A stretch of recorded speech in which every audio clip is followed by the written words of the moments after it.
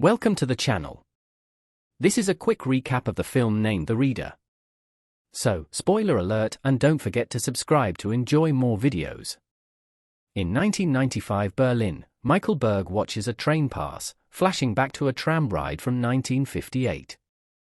Michael, then 15, feels sick, getting off the tram to walk in the rain. Vomiting beside an apartment building, he is found by tram conductor Hannah Schmitz, 36, who cleans him up and helps him home. Michael is diagnosed with scarlet fever.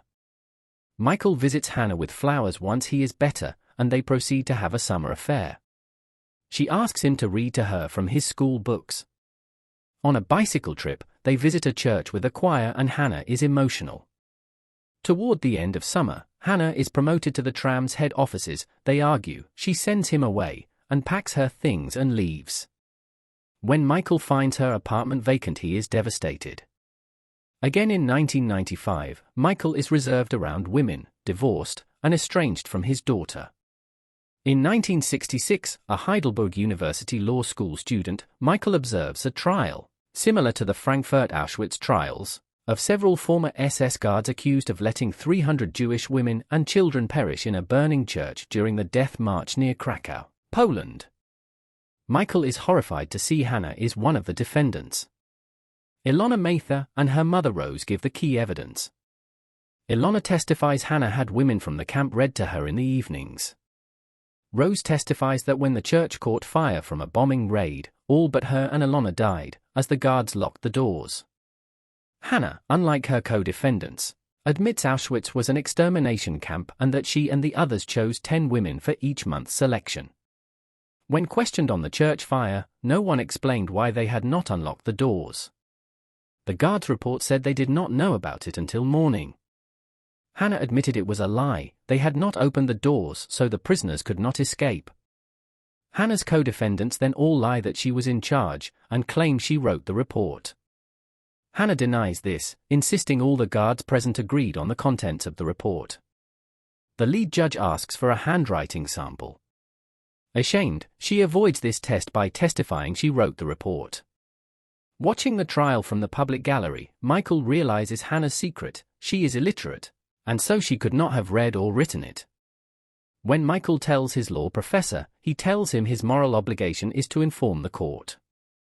The professor is frustrated with him for not having spoken to Hannah, so he tries to visit her in prison, but cannot face her and leaves her waiting.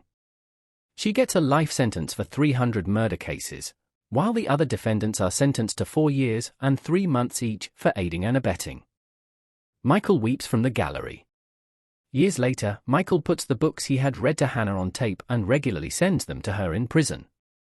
She borrows the same books from the prison library, teaching herself to read and write using Michael's voice. She writes to Michael, gradually with more and more literacy, but he never responds.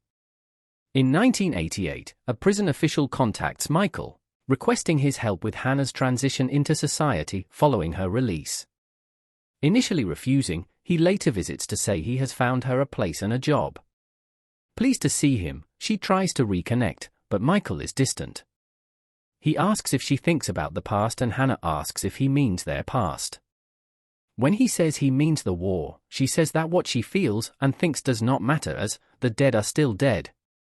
Both are left upset.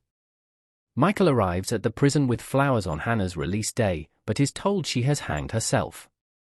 She left a crude will, gifting a tea tin with cash and the money in her bank account to Ilona. Michael finds Ilona in New York City, admitting his connection to Hannah and its long-lasting impact.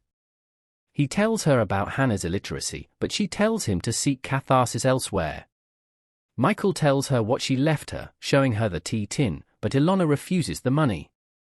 He suggests it be donated to a Jewish literacy organization in Hannah's name, and Ilona agrees he should do it if he wishes. She keeps the tin, as it is like the one she once had. The film ends in 1995 with Michael driving his daughter Julia to Hannah's grave, telling her their story. Thanks for watching. Subscribe and take care.